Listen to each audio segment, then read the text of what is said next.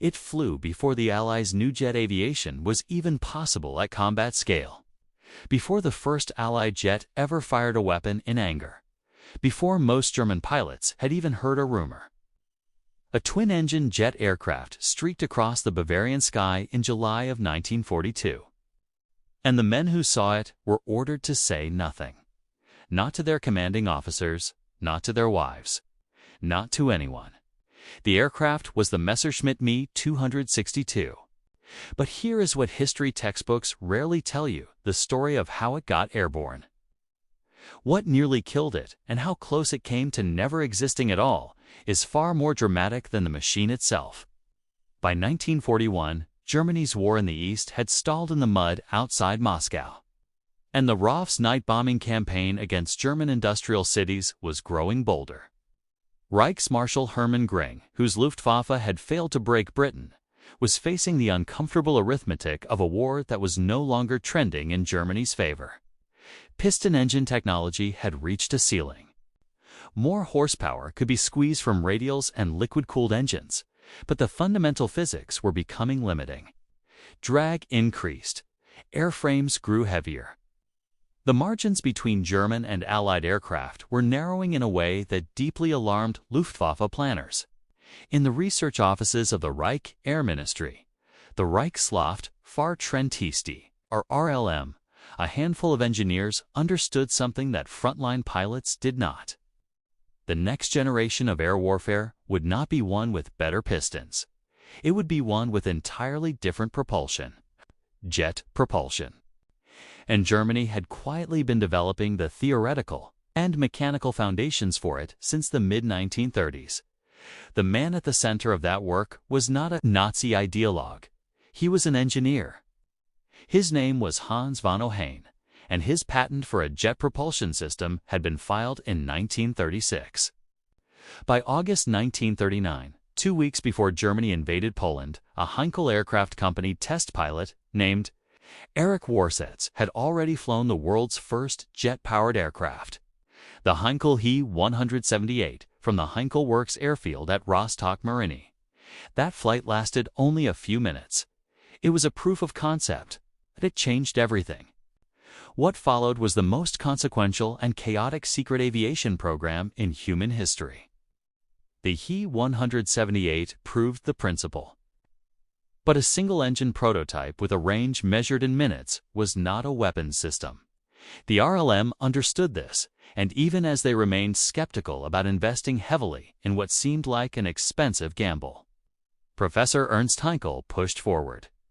He had already commissioned a more capable design, the Heinkel He-280, which would become the world's first purpose-built jet fighter. It flew for the first time on April 2, 1941. Piloted by Fritz Schaefer, powered by two He S-8 axial-flow turbojet engines buried in underwing nacelles. Germany was flying jet fighters while British engineers were still trying to keep Frank Whittle's combustion chambers from disintegrating in test rigs at Lutterworth. But here is where the story becomes complicated. The He-280 was elegant. It was also fragile. Its engines produced only around 600 kilograms of thrust each, limiting top speed to approximately 800 kilometers per hour. Impressive, but not transformative. Heinkel's relationship with the RLM was thorny. And the political machinery of the Third Reich played a role in what happened next. Ernst Dudot, the Luftwaffe's director of air armament, was not convinced. His counterpart Ernst Heinkel believed he was being deliberately sidelined by bureaucratic competitors who had their own aircraft program to champion. That other program was based not in Rostock but in Augsburg, Bavaria, and its chief designer was someone the entire aviation world already knew.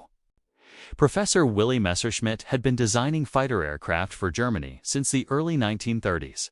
His Bf 109 was the backbone of the Luftwaffe. His Bf 110 heavy fighter had proven less capable than advertised, but remained in wide service. When Messerschmitt's team began serious work on what would become the Me 262 in 1938, it was under designation Project 1065. The concept was straightforward: a twin-engine jet fighter designed around engines that did not yet exist. This was the fundamental problem. The airframe was ready before the engines. Messerschmitt's team, under project engineer Robert Lusser, and later refined under Ludwig Valco, had designed a swept-wing, tricycle gear airframe that was aerodynamically advanced for its era. The aircraft featured a 18.5-degree wing sweep, not primarily for high-speed aerodynamic benefit as later jet designers would employ it, but largely because the heavy jet engines mounted under the wings pushed the center of gravity forward. The sweep helped balance the design. It was, accidentally, a preview of what post-war aviation would deliberately engineer. The engines were supposed to come from BMW. Their BMW 003 axial flow turbojets were under development, and Messerschmitt's airframe was designed around them. When the first Me 262 prototype designated V1 was ready to fly in April of 1941, the BMW engines were not ready. They were installed anyway for ground testing, but were so unreliable that the decision was made to fly the first prototype with a single Jumo 210G piston engine in the nose. On April 18, 1941, test pilot Fritz Wendel took the Me 262 V1 airborne from Augsburg's Hohenstetten airfield with propeller power. It was technically the first flight of the airframe, but it was not yet what the aircraft was meant to be. The BMW 003 engines were eventually fitted to V1 for its first attempt at a jet-powered flight in November 1941. Both engines failed immediately upon takeoff, and the piston engine in the nose saved the aircraft and Wendel's life. BMW's design needed fundamental revision, which stepped into the breach.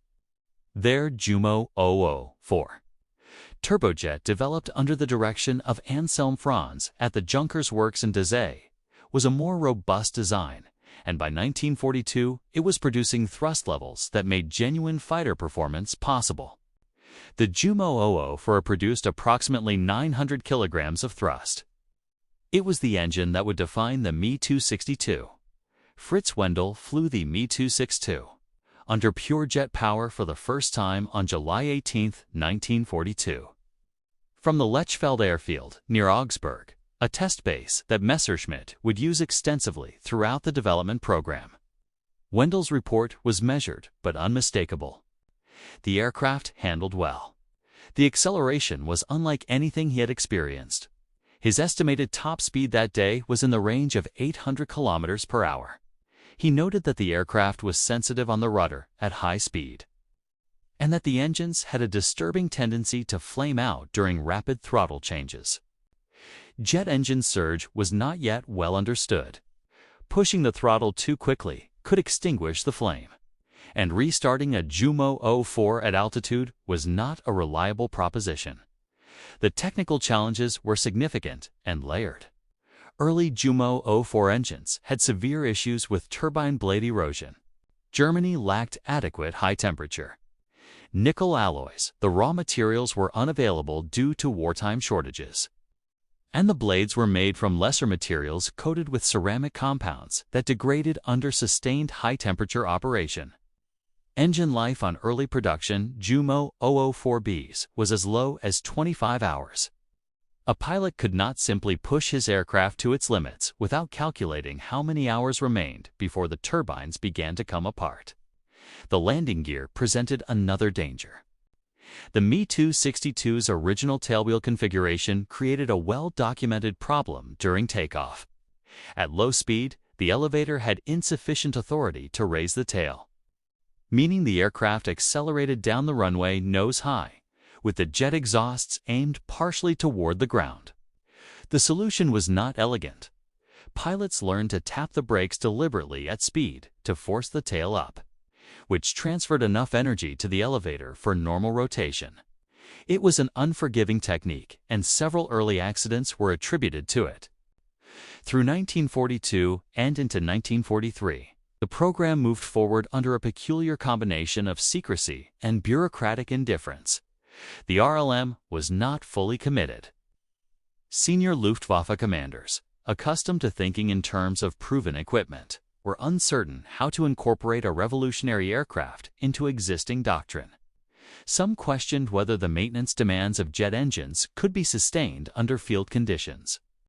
Others wondered whether production capacity could be diverted from established programs like the FW-190.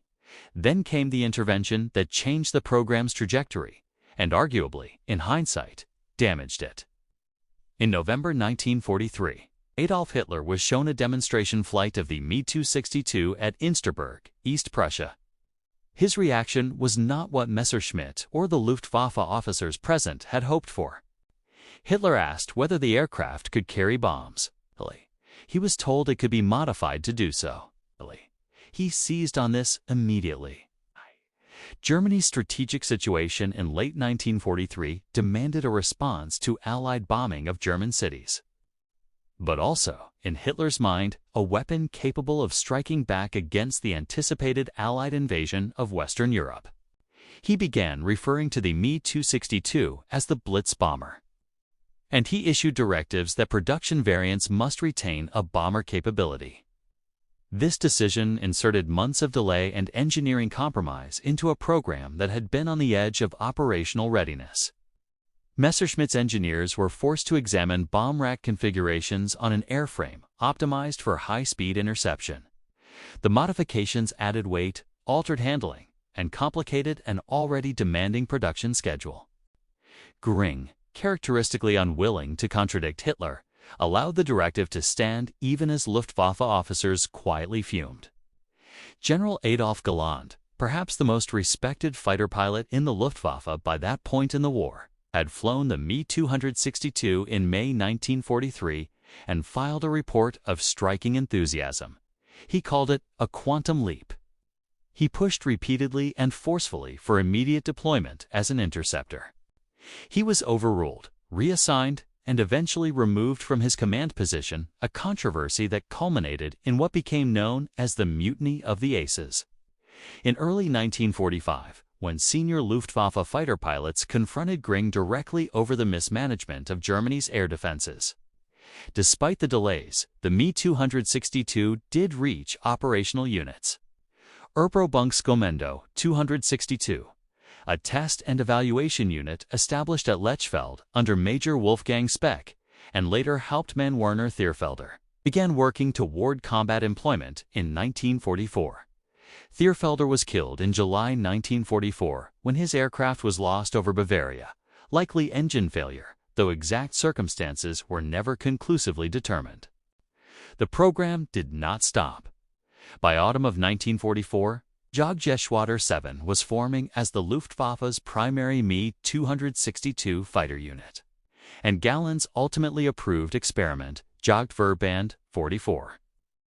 A unit composed largely of Germany's highest decorated fighter aces was flying Me-262s in defense of German airspace in the final months of the war. The unit included pilots like Gerhard Barkhorn, Walter Krupinski, and Johann Steinhoff, who was badly burned when his Me-262 crashed on takeoff and became one of the most recognizable casualties of the program's ongoing mechanical vulnerability. The Me-262 in combat was genuinely dangerous to Allied bomber formations. Its speed made it nearly immune to interception by escort fighters during approach and attack. A single firing pass at over 800 km per hour was difficult to counter. Pilots of JG-7 and JV-44 claimed over 500 Allied aircraft destroyed, though post-war analysis suggests actual confirmed kills were lower, closer to 200. With estimates varying by source. The R-4M unguided rockets, introduced in early 1945 and fired in salvos from underwing racks, were particularly devastating to B-17 formations. But the Me-262 never achieved the strategic impact that its performance numbers suggested it should. By the time it reached operational status in meaningful numbers, the Luftwaffe's fuel supply was collapsing. Experienced pilot numbers had been catastrophically depleted by 4 years of attritional air warfare.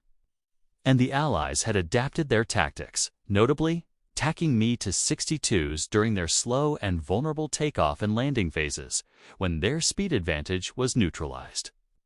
P-51 Mustangs from the USAAF began flying dedicated airfield suppression missions over known Me-262 bases. Total production reached approximately 1,400 aircraft by war's end, with estimates varying based on partially completed airframes. Only a fraction were ever operationally flown. Many were destroyed on the ground by Allied bombing or by retreating German forces who understood what they were leaving behind. After Germany's surrender in May 1945, Allied technical teams converged on Messerschmitt's facilities, on Junkers engine works, and on any intact examples they could locate. The Americans, British, Soviets, and French all secured specimens. General George MacDonald of the USAAF described the Me-262 as the most significant captured aircraft of the war. Both the Americans and Soviets flew captured examples under evaluation programs in 1945 and 1946. The Jumo-4's design influenced early, post-war Soviet jet engine development. The Me-262's aerodynamic data fed into studies that shaped American thinking on swept-wing jet design. Some Me-262 airframes survived the war in Czechoslovakia, where manufacturing had been relocated to dispersal sites to escape Allied bombing.